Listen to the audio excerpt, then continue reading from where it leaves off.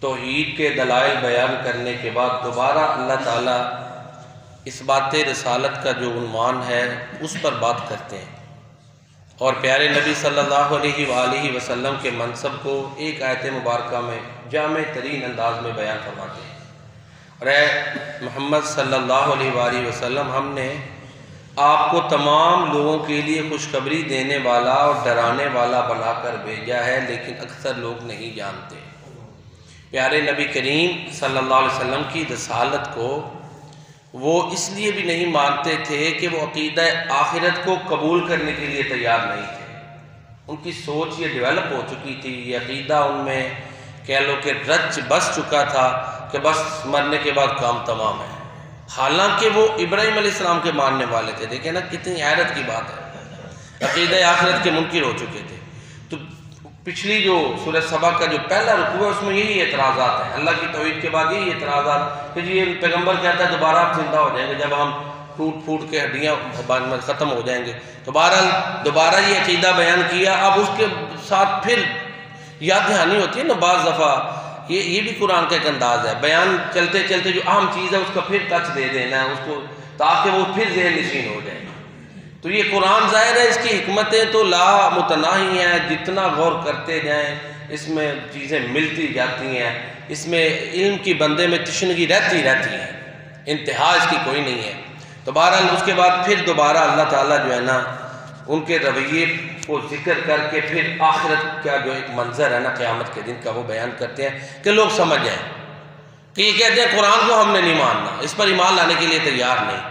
اب یہ اس کے ماننے کے لیے تیار نہیں ہے نا، تو ذرا سوچیں نا قیامت والے دن جب یہ اپنے رب کے سامنے کھڑے ہوں گے پھر کیا ہوگا۔ پھر کمزور طاقتوروں پہ ڈالیں گے کہ یہ طاقتور نہ ہوتے تو ہم نے ایسے نہیں ہونا تھا، یعنی اپنا جرم کمزور طاقتور۔ قال الذین استضعفوا للذین استکبروا لولا انتم لکنا مؤمنین، اگر یہ طاقتور نہ ہوتے تو ہم مومن ہو جاتے، مسلمان ہوتے۔ تو آپ دیکھیں نا جو حمایت میں وہ کہتے ہیں شاہ سے اس کا جو چیلا بڑھ کے بعض دفعہ ہوتا ہے، تو یہ پوزیشن بھی تو ہوتی ہے نا۔ تو یہ وہاں پہ آپ کہیں گے کہ ان کے پیچھے لگ کے ہم ایسے ہوئے۔ تو قرآن اور سنت نے واضح کر دیا ہے کہ نبی کریم صلی اللہ علیہ وسلم کی اتباع کرنی ہے۔ ہمارے بر صغیر میں بڑے نظریات، چونکہ اس ترجمہ بڑی دیر سے ہوا، لوگوں نے چلو جس طرح بھی دین سمجھ آیا آگے کیا، جو اچھائی اللہ تعالیٰ سب کی قبول کرے، جس میں بھی کوئی کمی بیشی ہے وہ ہمارے پاس قرآن و سنت موجود ہے، اس کے مطابق ہم نے چلنا ہے۔ بالکل کنڈم کر دینا یہ بھی درست نہیں، تو بالکل ان کو عرف آخر سمجھنا یہ بھی درست نہیں۔ قرآن کریم شاہ ولی اللہ رحمۃ اللہ علیہ نے جا کے تو ترجمہ کیا ہے، اس سے پہلے بھی لوگ مسلمان چل رہے تھے نا، تو ظاہر ہے پھر جیسے قرآن و سنت سے ڈائریکٹ لوگوں کی ہوئی ہے پہنچ ہوئی ہے وہ بہتری زیادہ آئی ہے۔ پھر اسی طرح شاہ ولی اللہ رحمۃ اللہ علیہ نے حدیثوں کی کتابوں کا ترجمہ کیا ہے کہ لوگوں تک حدیث عام ہو، قرآن کریم کی تعلیمات عام ہو۔ تو اس طرح پھر ظاہر ہے یہ اس حوالے سے بہتری کا پروسیس موجود ہے۔ پھر ایک اور بڑا المیہ یہ ہوا کہ یہاں پر صوفیوں نے عقیدہ وحدت الوجود کو عام کر دیا۔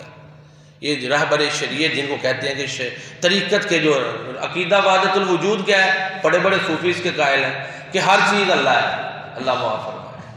تو یہ تو عقیدہ گمراہی ہے، ہر چیز اللہ نہیں، ہر چیز کا پیدا کرنے والا اللہ ہے، سادہ سی بات ہے۔ وحدت الوجود، عقیدہ وحدت الوجود، یہ بڑے بڑے صوفیہ اس میں جو ہے نا چلے گئے۔ تو بہرحال عقیدہ وحدت الشہود اس کے نتیجے میں یہ درست ہے کہ ہر چیز یہ گواہی دے رہی ہے کہ اللہ ایک ہے، ٹھیک ہے، اللہ پیدا کرنے والا ہے، ہر چیز کا خالق اللہ ہے، قرآن اللہ کی مخلوق نہیں، یہ اللہ کی صفت ہے۔ یہ یعنی عقیدے کا یہ نچوڑ ہے۔ تو پھر اسی طرح جو طاقتور ہے نا وہ کہیں گے ہم نے تمہیں روکا تھا، تم خود مجرم ہو، وہ ان پہ ڈال دیں۔ پھر کمزور دوبارہ کہیں گے یہ رات اور دن کا جو مکر ہے نا یہ غالب آ گیا، ہم تمہارے پیچھے لگ گئے، اب وقت گزر چکا ہوگا، اب پچھتانے کا فائدہ کچھ نہیں ہوگا۔ اب اللہ تعالیٰ نے ڈائلاگ بیان کیا ہے کہ طاقتور کمزور سب اپنی اپنی جان چھڑاتے پھریں کہ میں چھوٹ جاؤں، لیکن وہاں پہ پھر یہ مانیں گے تو اللہ فرماتے ہیں حالات یہ ہوں گے کہ پھر جو ہے نا ان کے گلے میں توق ڈال دیے جائیں گے، ان کے برے عملوں کا ان کو نتیجہ ملے گا، پھر یہ شرمندگی کو چھپاتے پھریں گے۔ پھر اللہ دوبارہ فرماتے ہیں یہ منظر بیان کر گئے نا قیامت والے دن کہ اب عذاب ان پہ مسلط ہوگا. پھر اللہ فرماتے ہیں وَمَا أَرْسَلْنَا فِي قَرْيَةٍ مِّن نَذِيرٍ إِلَّا قَالَ مُتْرَفُوهَا إِنَّا بِمَا أُرْسِلْتُم بِهِ كَافِرُونَ.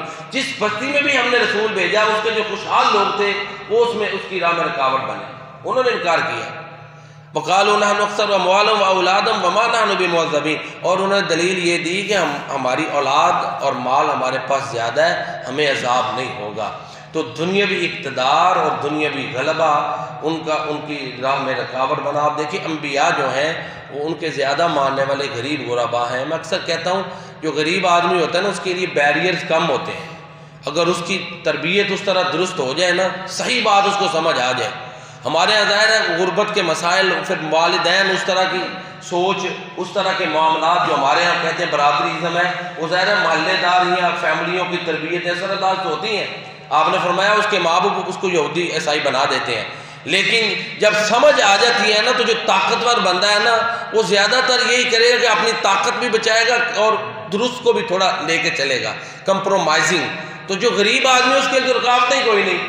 جب اس کو صحیح سمجھ آ جائے گی, اس کے لیے نہ اسٹیٹس کا مسئلہ ہے, نہ اس کی انکم کا مسئلہ ہے, نہ چدرات کا مسئلہ ہے. ہرکل کو بات سمجھ آ گئی تھی, لیکن اس کو پتا تھا روم دنیا کی بڑی طاقت ہے, اس کی بادشاہ چلی جانی ہے.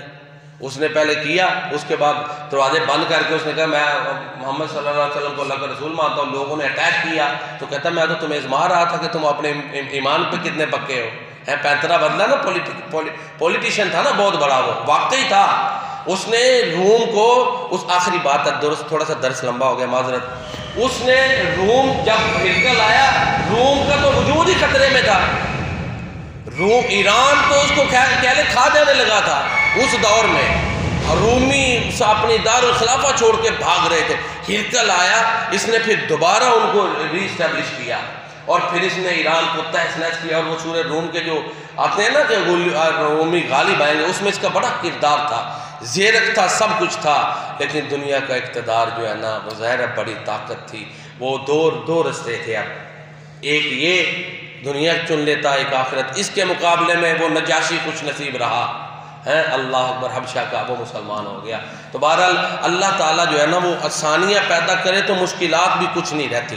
جس کے لیے اللہ سیدھا رستہ آسان کرے, اللہ تعالیٰ ہمارے لیے سیدھا رستہ آسان کرے اور اس پر عمل کرنا بھی آسان کرے. ہر قسم کی مشکلات اللہ تعالیٰ دور فرمائے. جو آپ نے سنا میں نے بیان کیا, اللہ تعالیٰ اپنی بارگاہ میں قبول فرمائے. جزاکم اللہ احسن الجزاء, وما علینا الا البلاغ.